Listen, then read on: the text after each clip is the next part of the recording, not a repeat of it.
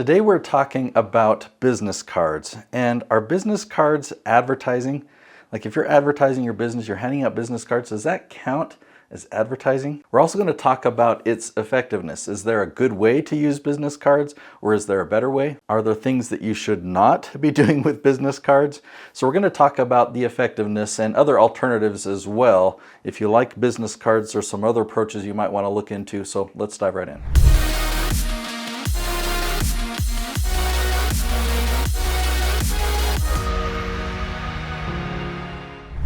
Let me begin just by addressing what I do when somebody gives me a business card.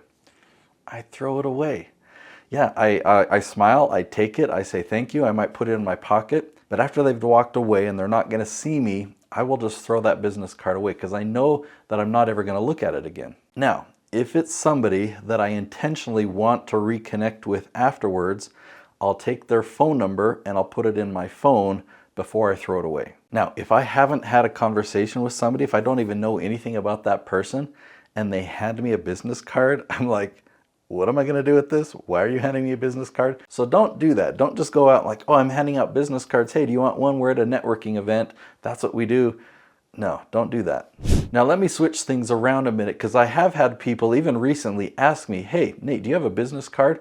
Because we're having a conversation, we're talking about things, and they want to stay in contact, and that's a question that I've been asked. Do you have a business card? But think about the problems if I do have a business card. I'll pull it out of my pocket and I'll hand it to them. Now they're in control.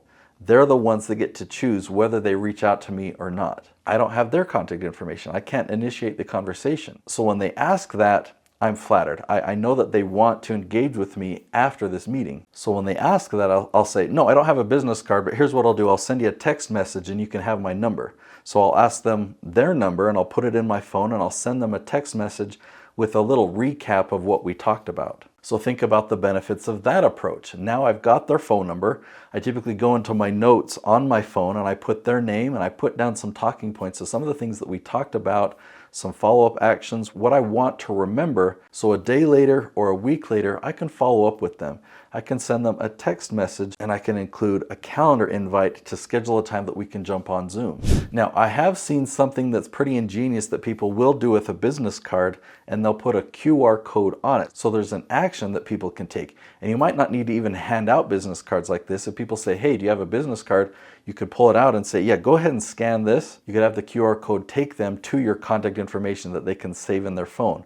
Or the QR code can take them to a calendar link so they could schedule it right there. You can have that link take them to a page that will have a video that demonstrates something that you're talking about. Or you might even give them access to a mini course or something at that link. Depending on the scenario and the conversation you had, you might want to send them to a testimonial page so they can see the experience that others have had in working with you. So whatever step that is, this could be the first step of your funnel. So instead of just handing out a business card, you can have them scan that QR code so that they're taking the first step in your funnel. Now, live events are where business cards are exchanged. And so what's really important to consider is what events are you going to? Who are the people that are there?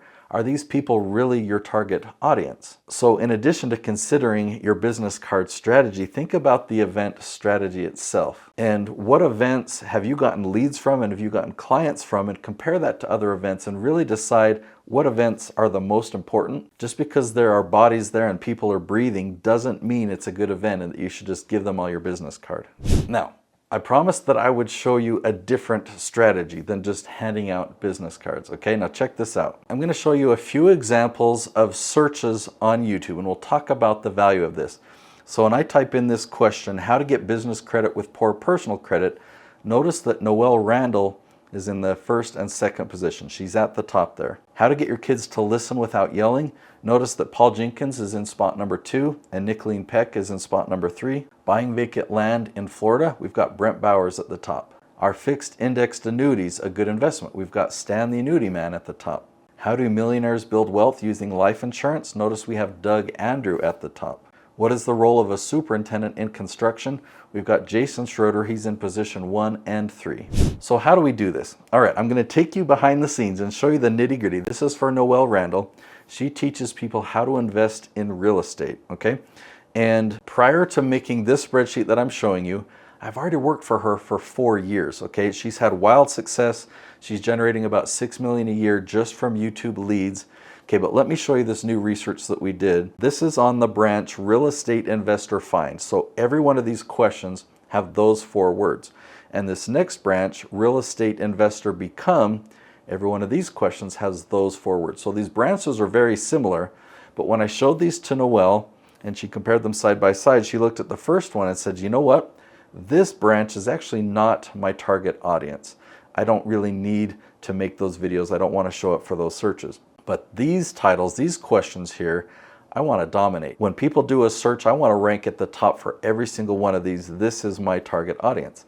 So when we checked to see where her ranking was currently, for that first branch that she didn't want to dominate, look at that right column on February 10th. There's a lot of yeses, there's some startings, and there's some no's. What this means is if we type that question into YouTube, does she appear at the top? Is she in the top 3? That's a yes. Do we have to scroll down to find her, but she's somewhere in the top 20? That's starting. Or do we not find her at all? That's a no. So on February 10th, for this branch that she didn't care to dominate, she's actually got a good amount of traction.